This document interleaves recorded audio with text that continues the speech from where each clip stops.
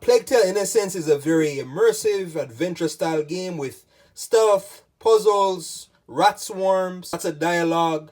There's gonna be some slow walking moments. A Plague Tale Innocence is actually one of my favorite PS5 games, right?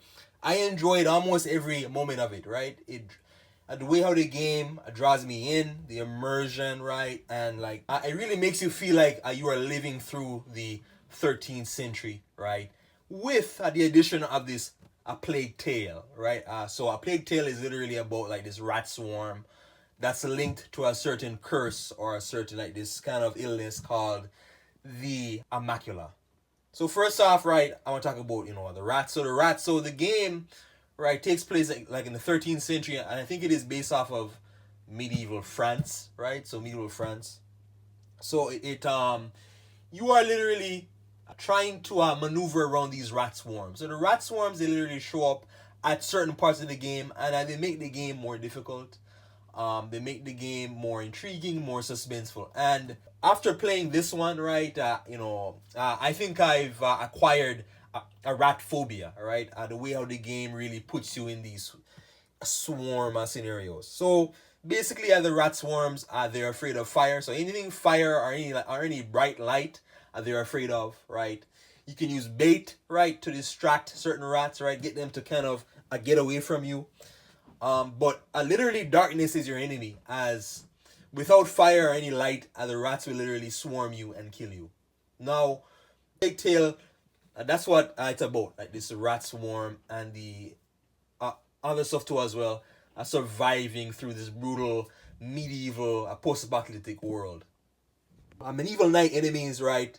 They're more so via stealth areas, right? So you have to use stealth, right, to make your way through these areas.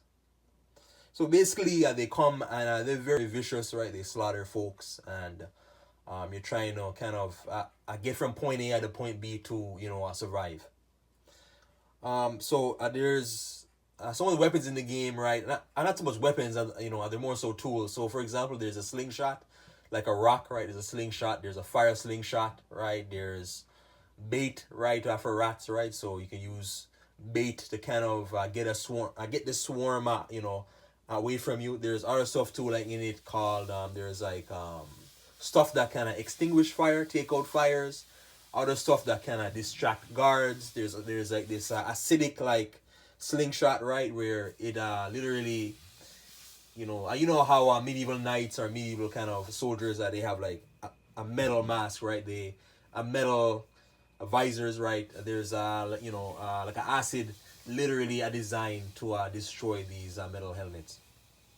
And you use the rock slingshot to take out soldiers, right? But their head has to be exposed, right, for you to take them out. Fire a slingshot, right? So like the fire slingshot literally will literally light up torches, right, or fireplaces, right. There's another one though. It's like this kind of a bait, right? So you can kind of bait the rat swarm into going like to certain areas, right? There is another one that is called the inferno something another. So the inferno literally burns a part of the rat swarm. One of my favorite ones to use is the sleep, right? So there's kind of like the sleeping gas crafting a material that literally, if an enemy spots you, you can take them out with this gas. So yeah, the game has a lot of tools at your disposal. There is one kind of ability near the end of the game, but it is a spoiler, so I can't really say it, right? But if you're play the game, you'll know, right? It's a very cool ability. Now, some of the offensive weapon choices are offensive choices.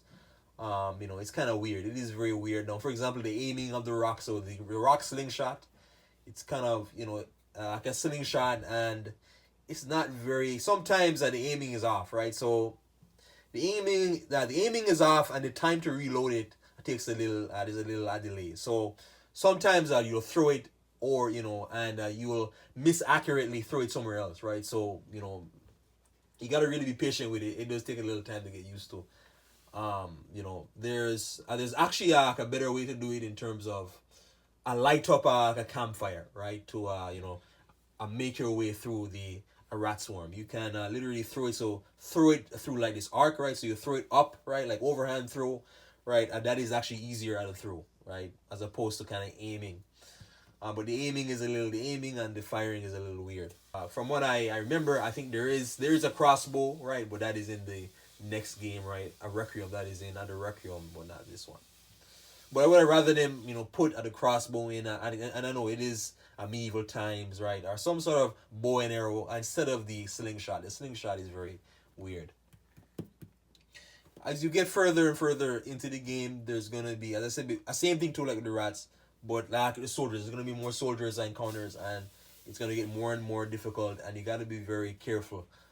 The soldiers will see you quickly, and they slaughter literally anybody on site or any intruder. Can upgrade that, right? These tools you upgrade them, efficiency, effectiveness, those basic things. Inventory slot, inventory space, ammo. The story is basically you play as a teenage girl, and then your main objective is to protect your brother, your little brother, as he does have the macula in him. So he has the macula, which is like this kind of, I think it's like an ancient curse that through his blood, he has a special blood that's linked to these rat swarms showing up. So the soldiers are coming and they're looking specifically for your brother, for your little brother.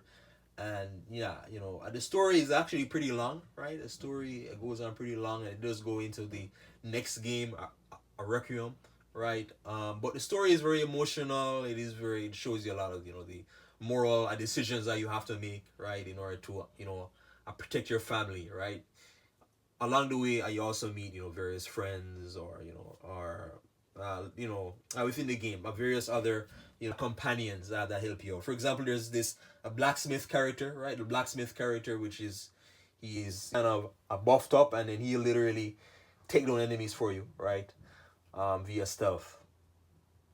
So the story does a good job of, right? It really shows you that era, right? That medieval era, right? It does a good job showing you it, and the brutal atrocities, or the brutal, how hard it was to live back then. Like, I talking like 700 years ago, right? But I just like the realism, right, and the immersiveness. A story is very immersive, and you feel like every moment like of the story feels so impactful, immersive, etc. Other stuff too in the game, right? There is collectibles and puzzles. Collectibles, more so, a kind of collecting miscellaneous items, or certain kind of treasure items. There's also other things too you're picking up, so you're constantly picking up loot, so you can craft more ammo, craft more tools, craft more stuff. As you go, there's gonna be more. As you get further, there's gonna be more crafting of material, and there's gonna be more a variety of it, so you can use that to craft more and more things. I feel like at the game, depending on the difficulty, or depending on what you want to play on. I think the game, right, is like your typical adventure style game, but because it does rely a lot on stealth, you gotta be so careful playing. You gotta be used to that stealth formula in the game, right? And get behind cover, be patient, wait for this enemy to go here so he doesn't see you. So there's a lot of that through the game. And as I said before, puzzles. So there's puzzles. So there's these cool medieval kind of mechanisms. These medieval kind of castles, and within them and various villages, there's gonna be puzzles. And these puzzles, for example, one where you're gonna find like a special book, this special specific book that tells you about the macula curse.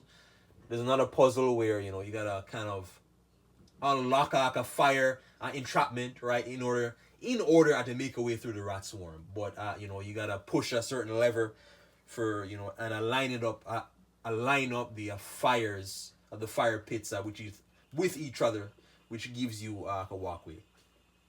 So all in all, right, the game, this is a very immersive game, and I enjoyed every second of it, right? There are a lot of slow moments. I forgot to talk about pacing, but there are some slow moments. But